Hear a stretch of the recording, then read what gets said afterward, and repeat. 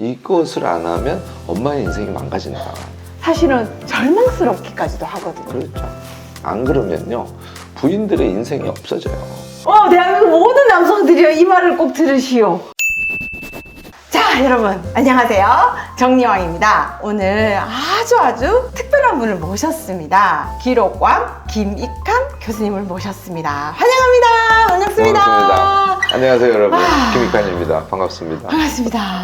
정리와 기록의 공통점이 있을까요? 네, 아주 핵심이 되는 거는 네. 우리가 집을 정리하기도 하고, 네. 또는 우리가 갖고 있는 어떤 자료라든지 이런 네. 걸 정리하기도 하고, 또는 뭐 우리의 마음속 생각 이런 네. 걸 정리하기도 하고, 이 영어로는 이제 어레인지먼트 한다고 네. 하잖아요. 이렇게 질서 지우는 거잖아요. 그런데 대체로 정리를 하려고 하는 사람이 정리를 하는 어떤 원칙이나 방법이 있다고 생각해요. 네.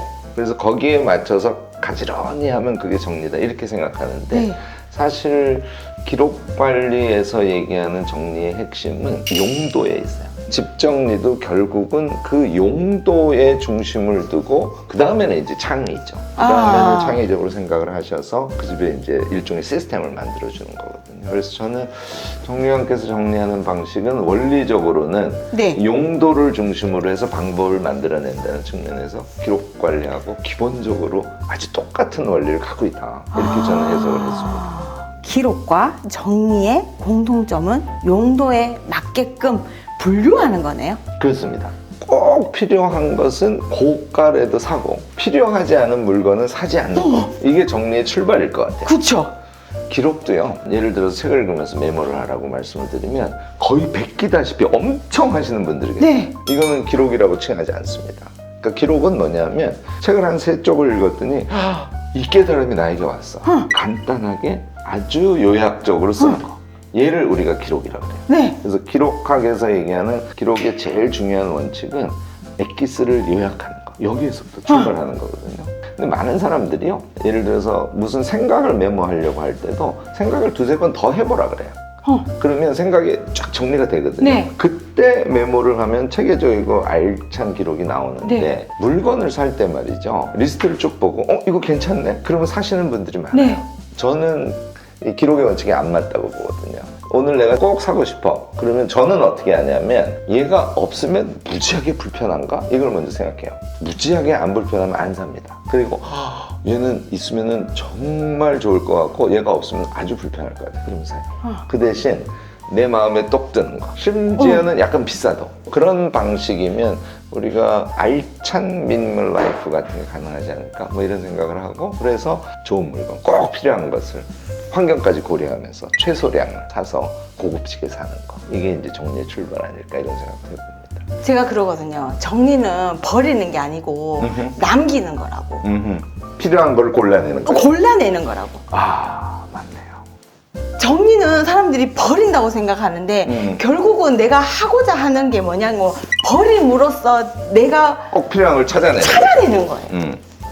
그럼으로써 다음에 살 게 뭔지를 알아내는 거예요. 네, 지금 정리왕께서 말씀하시는 정리는 자기가 필요한 것을 골라내는 것이라고 얘기하듯이, 기록에서도 appraisal, 한국말로 평가 선별이라고 그래요. 기록학의 핵심 이론이에요. 네. 지금 말씀하시는 꼭 필요한 것을 찾아내는 행위. 컴퓨터 안을 들여다보면 막 온갖 자료가 많이 있죠. 맞아요.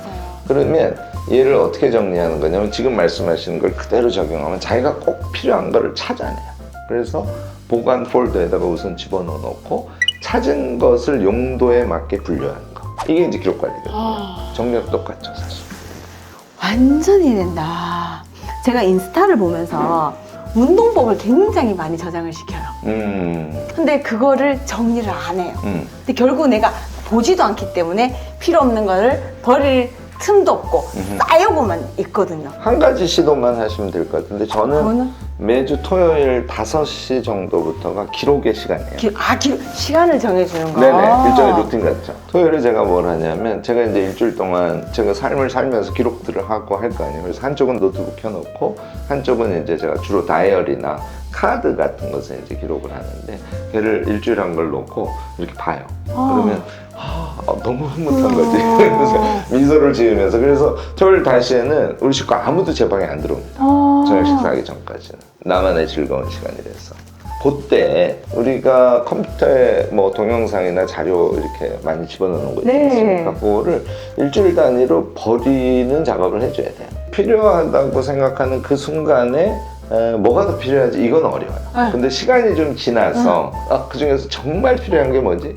얘가 없으면 큰일 나네. 이런 것만 골라내시면 정리양님도 골라낼 수 있어요. 그런 시간을 주지 않았구나, 제가. 네, 루틴을 하나 만드시고 그럼 집안일에도 그런 시간을 가지는 것도 괜찮은 방법일까요? 정리양께서 정리해 놓은 걸 보고 네. 제가 어떤 느낌이었냐면 이 라이프 스타일을 공간적으로 설계해서 시스템을 만들어 준 네. 거잖아요. 일주일이 지났더니 개판이 됐어요. 이제 살다 보면 이제 흐트러질 수 네네. 있으니까 그것을 복구하는 시간을 일주일에 1시간 내지 2시간만 정해 놓으시면 정리형께서 정리해 준 시스템으로 다시 자신의 삶을 돌릴 수 있을 거예요. 그래서 저는 정리의 결과를 잘 유지하려면 루틴을 돌아 종합 정리하는 시간을 한번 정해봐라, 이렇게 권하고 싶습니다. 더 팁을 네, 드리면 제가 이제 강조하는 것 중에 하나가 구상기록이라는 거예요. 구상기록? 네. 말은 이제 거창하죠. 그러니까 기록의 시간을 가는 것처럼 나는 공간 정리의 시간을 가질 거야, 뭐 이렇게 가족이 정했어요. 네. 그러면 보통 그거를 퍽 합니다. 근데 그러지 말고 자기가 할 일을 다 둘러본 다음에 기록을 해보는 거야. 네. 얘가 일종의 우리가 이제 소위 얘기하는 플래닝이죠. 아무리 작은 일도 이렇게 구상 기록, 다시 말해서 약간의 계획을 세워서 그 행위를 하지 않습니까? 물론 더 잘 돼요. 근데 더 중요한 거는 그걸 하는 과정이 조금 덜 짜증이 나고요. 그걸 해내잖아요. 내가 계획한 대로 했네. 이걸 느껴요. 그럼요. 이게 이제 소위 주관자로서의 삶이라는 것인데, 기록 등의 방식이 우리에게 내가 주관자로 내 집을 정리했구나, 내 생각대로 나의 삶의 라이프스타일을 잘 정돈하기 위해서 이렇게 계획을 세우고 이걸 실행했구나, 이 성과에 대한 기쁨이 기록을 하면 훨씬 커집니다. 요거까지 제가 추가로 제안 말씀드립니다. 제가 이런 말씀을 한번 드린 적은 있어요. 지금 이제 봄이 됐어. 봄이 됐으니까 겨울을 정리해야지.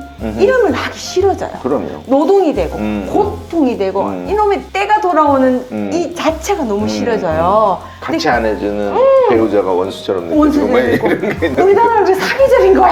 탓을 하게 되는 거죠. 근데 음. 그게 아니라 어차피 해야 될 일이라고 하면 내가 주관자가 돼서 계획을 해서 딱 하면 하기도 수월하고 성과에 대한 느낌도 느낌도 좋고. 있고. 네. 한 가지 더. 세 가지 되겠네. 시간을 정해주면 좋을 것 같아요. 그렇네요. 하다 보면 저녁 때가 또 됐어. 한번 또 저녁 한다고 이걸 또 밀어넣게 되는 거예요. 식사하고는 짜증나죠. 그럼 배가 부르면 하기 싫어져. 그럼 못하게 되는데 네네네, 좋은 말씀. 시간을 정해두고 하는 거죠.